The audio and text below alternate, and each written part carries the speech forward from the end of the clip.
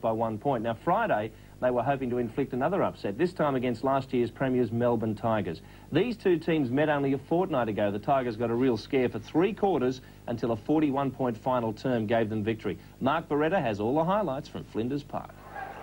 Their unbeaten record at home this season on the line, the Tigers were looking for an early lead. Andrew Gaze helped Melbourne to a 6-point break midway through the term,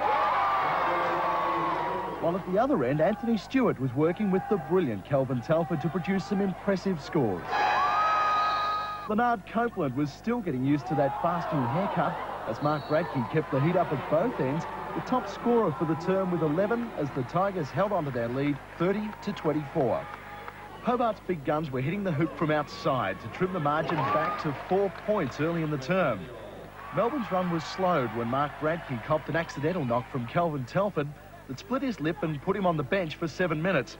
All of a sudden, the Tigers were fighting to defend their 11-4 win-loss record, Drewy Gaze taking charge with a 14-point second term.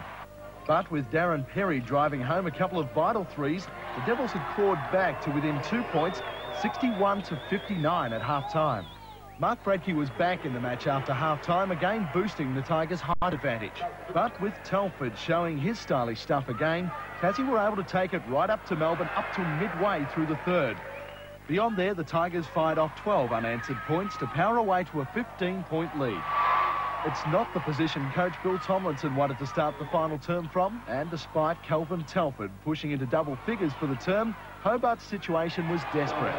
The Tigers were relentless in attack, as well as seasoned scorers blitzing the paint. The young guns were showing they're ready for more court time, helping Melbourne to a 20-point win, 125-105. Were you worried at all at half-time when you were just 2 up? We were a little concerned because our intensity was a little low and they were able to dictate what they wanted to do offensively. So I think we really tried to come out and run them out of their stuff. And we knew our offense was going to take care of itself. It was just our defence that was our problem. Now, it's been a fairly big week for you. To say the least, one of the biggest. It doesn't get any bigger. How's mum and baby? Doing well? Yeah, very well. Real healthy and everything's gone well. And it hasn't really begun for me yet because it's not at home. So it's going to be a good experience. Ask me the same question next week and I'm sure it'll be different. But, you know, we'll have to wait and see. Well, Hobart hasn't won in Melbourne now since March 6, 1988. The Tigers have won 10 consecutive home games. That takes last year into account as well. And that's a new club record. Dave Simmons, 15 boards, 4 assists. He was 100% from 3-point range. Well, 1 of 1. He also blocked his 200th shot in the NBL. Melbourne's 33-20 third quarter was